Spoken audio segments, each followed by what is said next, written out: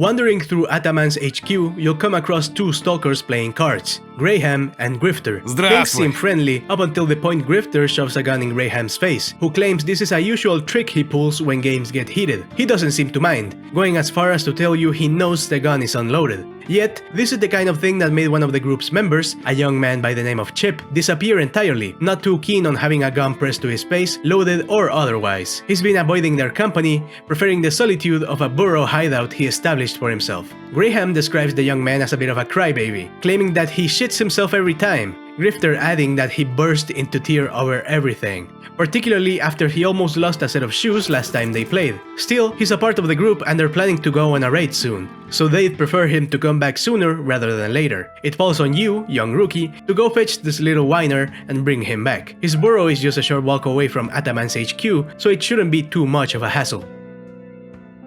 The place itself is relatively safe, if you know where to step that is, a makeshift hideout at the end of an anomaly-infested crevice in the dirt.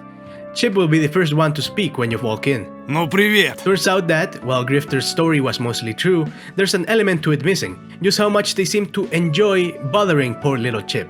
Another prank of theirs, he tells you, was when last time an emission hit, they made him beg and knock on the door before being let back in. The last straw came when, coming back from a successful raid, they decided to play cards and gamble with this newfound wealth. Thinking victory was certain, Chip made an all-in bet that included everything he had, down to his new shoes. Grifter still won though. Promising that he'd pay back what he owes, Grifter made sure to let him know, in that special way of his, that he'd better do so. Not only that, Chip recently was attacked by a group of bandits, which he's certain were sent by Grifter. With friends like these, just how much worse can enemies get? Chip is desperate to be rid of this situation, and them, most likely. He has the money to pay the debt, but he's so desperate, he's also willing to just stuff a pig's guts into some clothes and throw them into an anomaly to fake his death. What say you? Personally, I think settling a debt is a far better option, and so, if you offer Chip to bring the money back to his so-called friends, he'll give you around 3,000 rubles. Just don't go spending them, especially not on that fantastic new Winchester with sexy animations, 8 shell capacity, and insanely high damage for this early in the game. Did I mention you can place it in your secondary slot? God damn! Oh yeah, the money. Giving the money back, the pair of hustlers are happy with it, but Grifter seems worried. When pressed about the bandit situation, he says he wouldn't ruin their relationship like that. They've wandered the zone together for a while, so he claims. Still, the swamps are an active conflict area between stalkers and bandits. Maybe it's just a coincidence that got misinterpreted. Well, now they'll definitely want to meet with Chip, so we head back to his burrow, only to find out that disaster has struck. Bloodstains painting the walls and floor near his hideout. Graham and Grifter both seem pretty affected by the matter. In a stoic manner, Grifter tells you to head inside and fetch the shovel Chip used to build this place, tasking you with digging a grave for him. Still, doesn't this corpse not look like Chip to you? Grifter catches on as well. More importantly, he notices that the shoes, which almost started this whole ordeal, aren't on the corpse. Chip really seemed to love them, so much so that he'd sleep with those shoes on. Yet, they're not on the corpse. Could that mean Chip is still alive? I don't know. By the time the corpse is covered with dirt, Grifter sheds a tear. Seemingly, he did have a bit of a soft spot for him, maybe even considered him a legitimate friend. I like to think that, even after paying his dues, Chip still decided to fake his death and escape the weight of his past. Hope he's still out there somewhere, living life in his own way.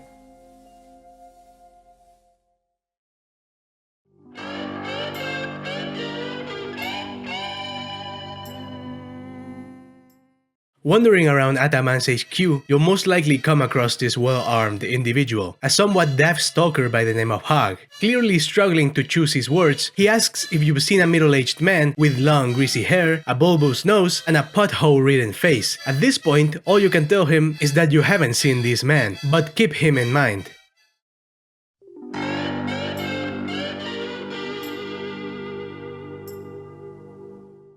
Near a campfire next to the gates of Ataman's HQ sits a stalker by the name of Bruce. Здорово, кореш! Should you care to talk to him, he'll ask you a question. Are you interested in info about artifact deposits? Well, for 1,000 rubles, said info could be yours. This sounds suspicious right off the bat. When asked, this information broker will tell you that he's got some reliable sources in the military that provide him coordinates from what their helicopter patrols can spot. He'd fetch the artifacts himself, but he's grown weary of the risk, preferring to make a safer living out of selling this information information to stalkers. You might then wonder, what if there's nothing left? To which he gives you the bruise guarantee. He only sells coordinates once to each stalker, and if by chance the place is looted already, he promises half your money back. Sounds like a safe deal, right? Plus, it's just 1,000, so if you're down for it, spend the money and head out. Right as you approach the marked spot, your lazy stroll will be interrupted though. 3 times exactly. Another stalker corpse dotting the ground the closer you get to the coordinates. This all seems a little much to be just a coincidence. Chances are, the whole coordinate selling scheme is just a ploy to bring stalkers somewhere secluded.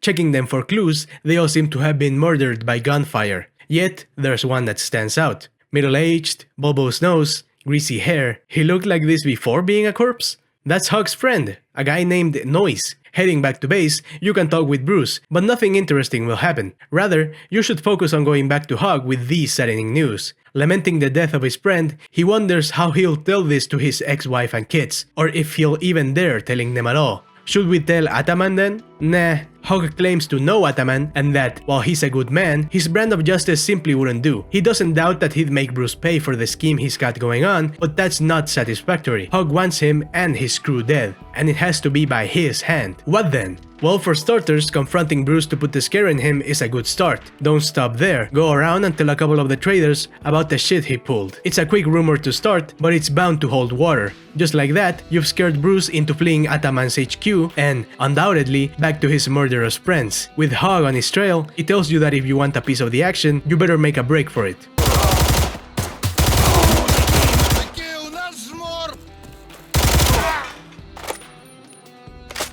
Breaking into the borough where they're hiding, dispatching the thugs should be easy. In one fell swoop, both Bruce and his gang die by your hand. Sadly, you didn't make it here fast enough. Sitting in pooling blood in a corner is Hog, nursing a wound.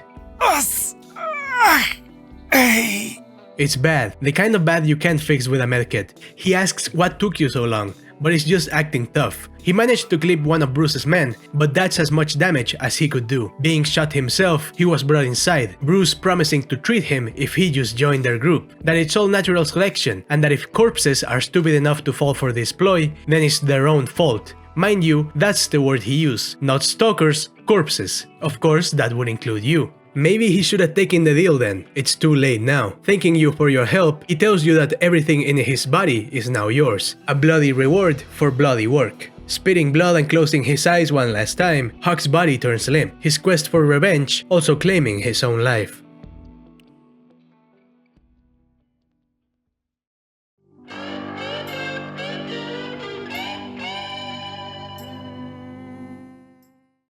During one of your more scenic treks, you might come across a certain bag. Bags usually have useful shit in them, right? Taking a peek inside, there's the next best thing, an encrypted PDA. This could hold something interesting, but you'll need the software tools to crack it. Maybe you should look for some help back home.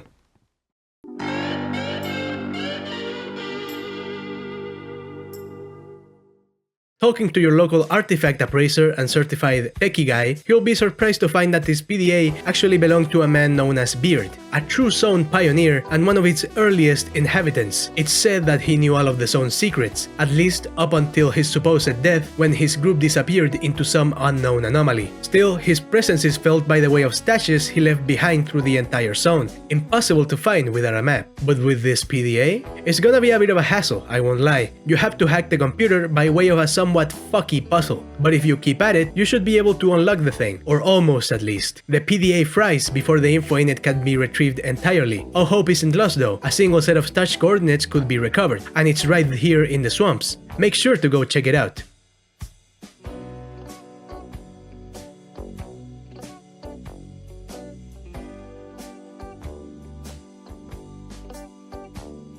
If you've got a keen enough eye, you'll find not only some munitions and medicine, but a whole ass submachine gun, a PP-2000 with an integrated holographic sight. This is a fantastic weapon this early on, and it should make things easier on you for a while. Telling your local scientist about the find, like a true zone researcher, not only does he not care for it, he seems downright disappointed. He was hoping for maps, information, documents. Instead, all Beard's stash was a shoddy weapon. Feel free to keep it, and make sure to do so proudly. One of Beard's relics is a true privilege.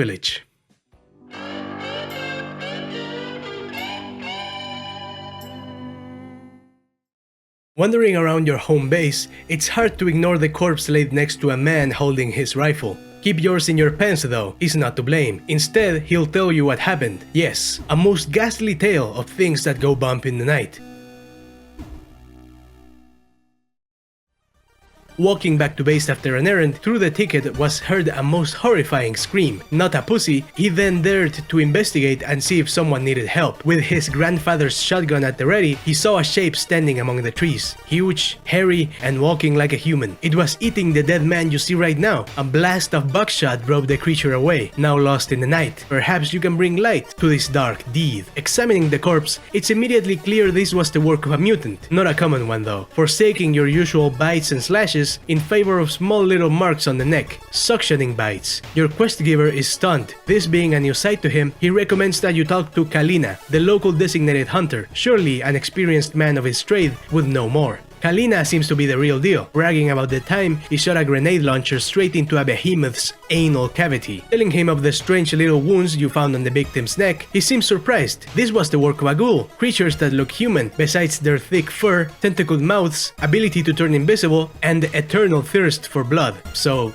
not human at all then. Now that you know what you're up against, it's time to go investigate. The place of the event is marked on your map, and after a little looking, you'll find two corpses relatively close to each other. Both of their PDAs mentioning a certain man by the name of Rubetsky, a scientist who seemingly had been giving jobs to newbies lately. In scientific matters, maybe it's best to talk to your artifact appraiser, telling him of Rubetsky's suspicious involvement with these corpses. Seemingly, he'd become unstable recently, keeping to his lab, where he supposedly had a caged ghoul. Giving you the location of this so-called lab, it's time to go figure what the good doctor was up to. It's a nice place, all things considered. There's a variety of scientific tools and paperwork strewn about, along with some more human decorations. What's really interesting is his PDA, where you'll find the last of his voice notes, detailing the story of how he came into the zone from the mainland looking for a cure for his disease, some sort of unnamed illness that was constantly eating away at his body. He came to the zone looking for a way to regain the vitality he lost, finding this vitality in plasma made from ghoul blood. His last few voice notes seem to reveal that he got too high of his own merchandise and became the merchandise himself. So, it can be assumed that the creature that's been causing all this ruckus used to be the doctor, most likely still wandering around this warehouse. Better go take a look.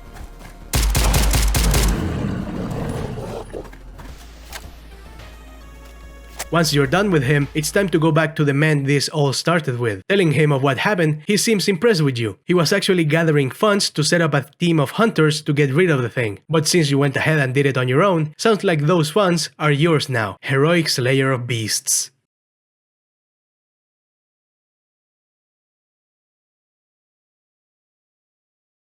Sitting in Ataman's HQ, a man by the name of Freeman seems nervous. When asked what's the matter, he'll tell you that a certain someone should have brought an important item to him, but he's gone missing, which is unlike him. Think you can go check it out? Okay.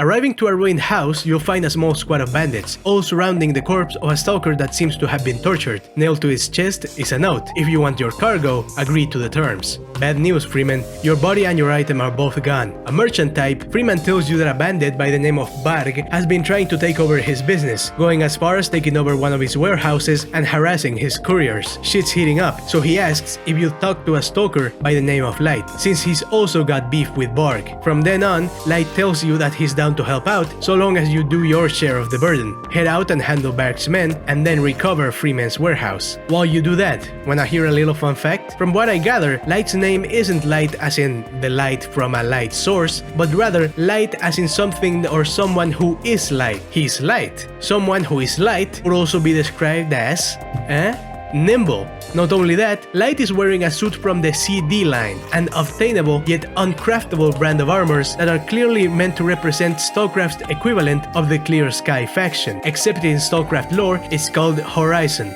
These armors are recognizable by their smiley face pins, scissors in one pocket, and that green-blue look, with a bunch of pockets and shit. Oh, and of course this big-ass Horizon written in Russian in the back. Pretty neat, huh? This, along with things we'll see later on, seem to imply that Stalcraft takes place long after the in-universe equivalent of the original trilogy.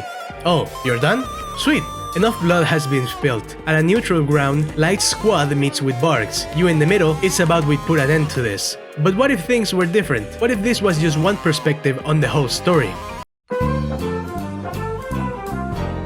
Back at the boathouse, a gang of bandits is talking loudly. Perhaps a strapping young man like you could butt in and see if there's anything you can do to gain some respect around here. Здоров, кентам! The group is led by Barg, one of the local leaders, and it seems like he's been trying to butt in Freeman's operation. Freeman trades within his turf, yet seems unwilling to give Barg and his gang a cut. What an asshole! Such an asshole, in fact, he ignored all of Barg's messages and notes, even when one of them came pinned to the gutted corpse of one of his couriers. Freeman thinks he's all that because he's got Light on his side, so you should get rid of this little business impediment. He asks that you take them out by yourself. It's not gonna be easy, but you wanted work, right? Once you're done laying down the law and Light is out of the picture, it's time to look for Freeman's warehouse. Until we know where he keeps his shit, there's no sense trying to squeeze him. The task is simple. Split up, look for couriers, and smack the shit out of them until you find a clue. Get on it. The map is a bit outdated, but after a few minutes walking around, you should find it. Kill everyone and let Barg claim it. With Light dead and Freeman's main warehouse in Barg's control, well, he's pretty much obligated to make dealings with us, right? Barg is not too good with diplomacy though, so the negotiations will fall on you. A few words of advice and a spank, off you go, you politician you.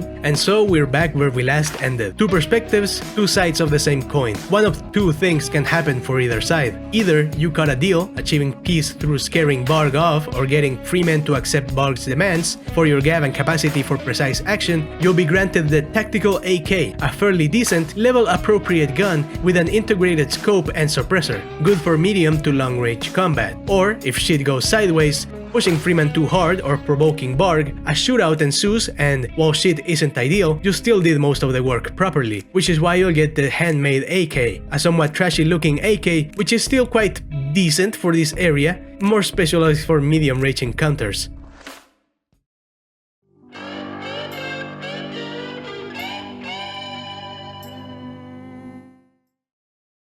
In the boathouse, there's this guy called Mosquito. О, кто пожаловал? He's a bit of an asshole, doing the good old calling you a lazy bitch right before I ask you to do something for me ploy. Really effective on dumbasses like me. He and his buddy, Bunny Acorn, were on their way back to base after a raid when they got attacked by a pack of boars. His buddy died, and that's that, but Acorn had Mosquito's PDA, and he's too tired to go get it. How about you stop being a lazy fuck and do this for him, huh? Fuck you. Okay, but fuck you.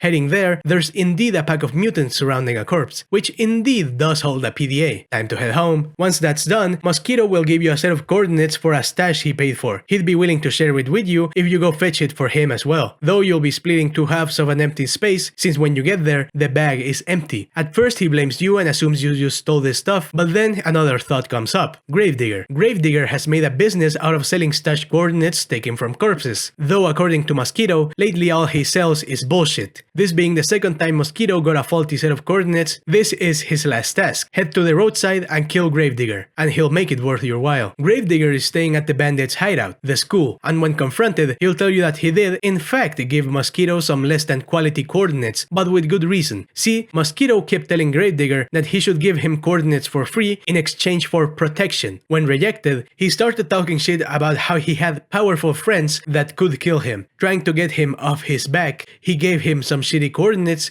so he'd finally leave him alone. Good lord, these people are so fucking stupid. Now you're in between Gravedigger and Mosquito. I'd be tempted to just kill Gravedigger and save myself the walk back home, but Mosquito is such a piece of shit I'll actually walk twice as much just to give him a new set of coordinates that'll get him into an ambush Gravedigger sets up. Die off camera, you fucking prick.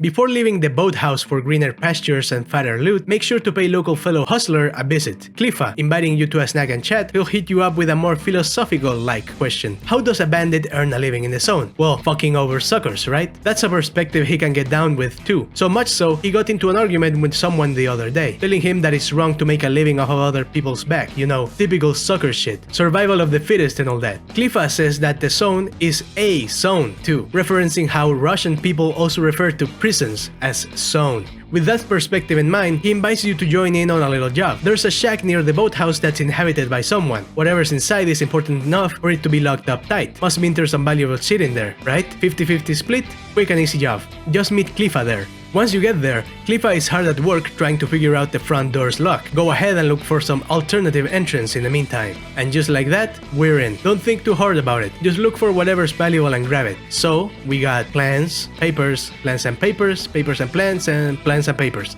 Cliffa seems to catch on to that too, revealing his deduction. He thinks this is actually Herbalist's hut. Who? Long story short, he's one of the original zone pioneers, a real druid type guy. He can make potions that grant you strength, night vision, double jumping and extended combos. Still, getting him to give you a potion isn't easy, and people who threaten him go missing really often. Which is why, since we're here, why not fetch a book or two and work on a recipe? His potions are extremely valuable, so you're bound to make a pretty penny selling them. On that note, you and Cliff split the reagent gathering process 50-50. So go out, fetch the shit, talk with Cliffa, go out, fetch the shit, talk with Cliffa, so on and so forth. Though Cliffa seems pretty eager to tell you what he's been reading during your absence, increasingly enthralled by the book and the possibilities within. He seems excited, that is, until you've gathered all the reagents. You good, Cliffa? He's not. He wonders why we're even doing this. He might not be a billionaire, but if he left the zone right now, he'd have enough money for a dacha in Yalta. I actually prefer Dubrovnik, but I get the idea. He continues. We make the drug, make the money, then what? Keep fucking around for some more money? He envies Herbalist, doing what he wants and not giving a shit. Stalkers and bandits, all rats in a race with no foreseeable end in sight. It's just some book though. He takes offense to that. Just some book? You've never even opened it once. He starts sifting through it. Taking this drug promotes rapid regeneration, restoring damaged nerve fibers and muscle tissue. Sounds like there's some pretty valuable medicinal knowledge in there. And Cliffa feels like he's the only one who can truly appreciate it. He's only been here for 6 months, and yet he's already lost 2 friends of his. Scraping from job to job, he wants a change, and he wants it fast. But he doesn't want out of the zone and work your regular job either. Rather, he wants what Herbalist has. So much so, he's going to go up to him and ask to be taken in as an apprentice, hoping for you to vouch for him. As much as that's worth, considering you were part of the duo that stole his book in the first place. Seems like you got here just in time. The conversation is just starting. Cliffa apologizes and tells the mythical Herbalist of the internal journey he just went through. But Herbalist isn't convinced. People come up to him and ask for his knowledge all the time. A quick ploy to gain knowledge and money. Cliffa insists it's not a ploy and it's not a lie. He really did change. He really does want to learn from Herbalist, and this would be a good time to vouch for him and tell Herbalist that, for what it's worth, he's been scouring and reading that book ever since he got it. Herbalist doesn't seem entirely convinced, but he'll take him in, for now at least, especially considering there's a particular plant about to bloom in the nearby agro complex that only does so once a year, so he'll need the help. Grateful for your help, Cliffa gives you the coordinates to his stash, thus shedding one of the last remnants of his prior bandit identity. Inside there's your usual food, medicine, cash, but along all that, a cute little atom charm. Seems like Cliffa always had a bit of an inclination for scientific shit.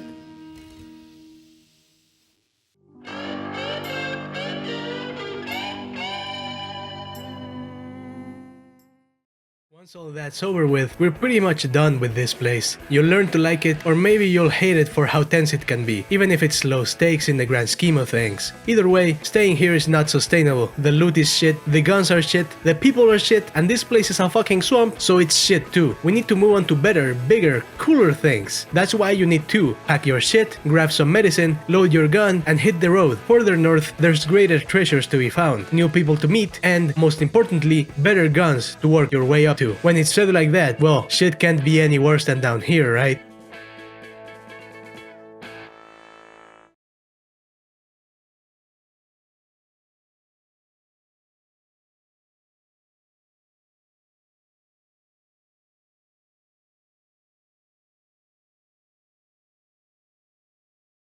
Taking this drug promotes rapid reading. Taking this drug promotes rapid reading. Taking this drug promotes rapid.